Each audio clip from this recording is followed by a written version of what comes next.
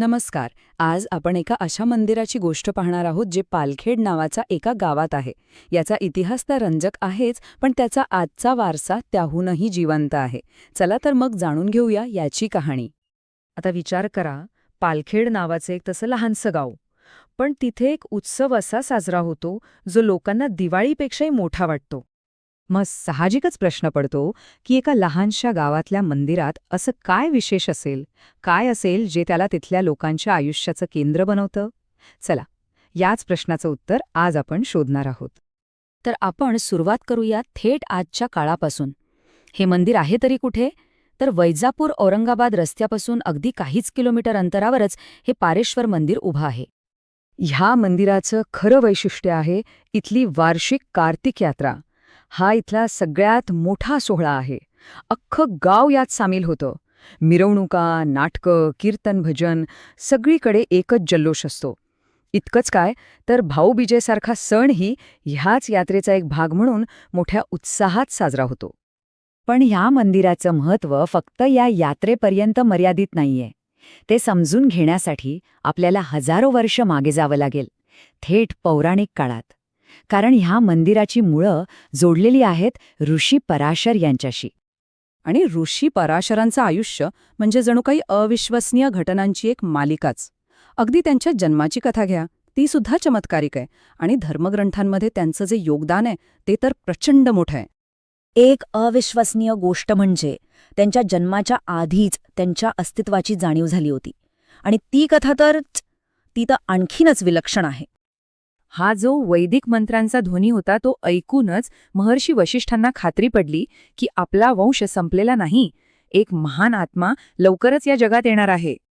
जेव्हा त्यांनी तो राक्षसांना नष्ट करणारा यज्ञ थांबवला, तेव्हा ऋषी पुलस्त्यांनी प्रसन्न होऊन त्यांना एक आशीर्वाद दिला. तो आशीर्वाद होता सर्व शास्त्रांचं ज्ञान होण्याचा. आणि याच ज्ञानाचा उपयोग त्यांनी पुढे संपूर्ण मानवतेच्या कल्याणासाठी केला. त्यांच्या अनेक रचनांपैकी सर्वात प्रसिद्ध रचना म्हणजे पराशर स्मृती. आता हा ग्रंथ इतका महत्त्वाचा का आहे? कारण असं मानलं जातं की कलियुगात म्हणजे आपल्या आजच्या काळात कसं जीवन जगावं याचं मार्गदर्शन यात आहे. आजही तो एक प्रमाण ग्रंथ मानला जातो. तर हेच ते ठिकाण, प्राचीन दंडकारण्यात, जिथे आज पालखेड आहे, तिथे ऋषी पराशरांनी कठोर तपश्चर्या करून एका शिवलिंगाची स्थापना केली. पण काळाच्या ओघात हजारो वर्षांनंतर त्यांनी स्थापन केलेलं हे मंदिर पूर्णपणे भग्नावस्थेत गेलं, जीर्ण झालं. आणि मग अनेक शतकांनंतर साधारण 1970च्या दशकात ह्या मंदिराच्या इतिहासाला एक नवीन वळण मिळालं. एका आधुनिक संताने या मंदिराचा कायापालट करण्याचं ठरवलं. ते होते संत जनार्दन स्वामी, ज्यांना सगळे भक्त प्रेमाने बाबाजी म्हणत. हे सगळं सुरू झालं तेव्हा जेव्हा भक्तांनी पिनाकेश्वर इथलं बाबाजींचं काम पाहिलं. त्यांना वाटलं आपल्या गावातल्या मंदिराचाही जीर्णोद्धार व्हावा. आणि बाबाजींनी क्षणाचाही विचार न करता हा संकल्प केला. मग काय, आजूबाजूच्या गावातून शहरातून लोक देणग्या द्यायला, श्रमदान करायला पुढे आले. बघता बघता हे एका मंदिराचं काम न राहता एक मोठी लोकचळवळ बनली.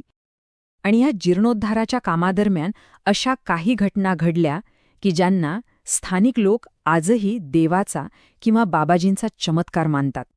सगळे तिला ओरडून सांगत होते, थांबा, पुढे जाऊ नका, कारण तिथे सुरुंग लावलेले होते आणि काही क्षणातच स्फोट होणार होता.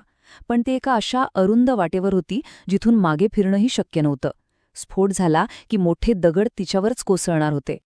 आणि मग जे घडलं ते तिथे उपस्थित असलेले लोक आजही सांगतात.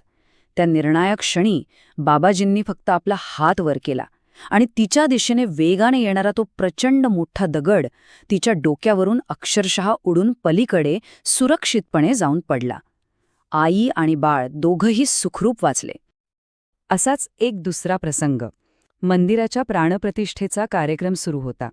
बाबाजींचे प्रवचन सुरू होतं आणि अचानक प्रवचन थांबवून ते म्हणाले की जवळच्या विहिरीत एक माणूस पडला आहे. त्यांनी लोकांना त्याला वाचवायला पाठवलं. यातून त्यांची दिव्य दृष्टी दिसून येते. तर ऋषी पराशरांनी स्थापन केलेलं आणि संत जनार्दन स्वामींनी पुनरुज्जीवित केलेलं हे मंदिर आज फक्त एक ऐतिहासिक वास्तू नाहीये, ते आहे श्रद्धेचं एक धगधगतं जिवंत केंद्र.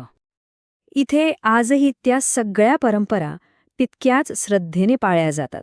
मग ती वार्षिक कार्तिक यात्रा असो, अखंड हरिनाम सप्ताह असो किंवा बाबाजींनी सुरू केलेलं जपानुष्ठान आणि पालखी सोहळा असो, सगळं काही पूर्वीसारखंच सुरू आहे. म्हणजेच 6 मार्च 1978 रोजी जेव्हा मंदिराची प्राणप्रतिष्ठा झाली, तो काही शेवट नव्हता. उलट ती भक्तीच्या एका नव्या पर्वाची सुरुवात होती. या जीर्णोद्धारामुळे हे निश्चित झालं की या जागेची जी आध्यात्मिक ऊर्जा आहे ती पुढच्या अनेक पिढ्यांना अशीच प्रेरणा देत राहील. तर पारेश्वर मंदिराची ही कथा आपल्याला एका खोल प्रश्नावर विचार करायला भाग पाडते. एखाद्या जागेचं पावित्र्य, तिची दिव्यता ही फक्त तिच्या हजारो वर्षांच्या इतिहासात असते की ती तिथे येणाऱ्या लोकांच्या अखंड श्रद्धेतून रोज नव्याने जिवंत राहते.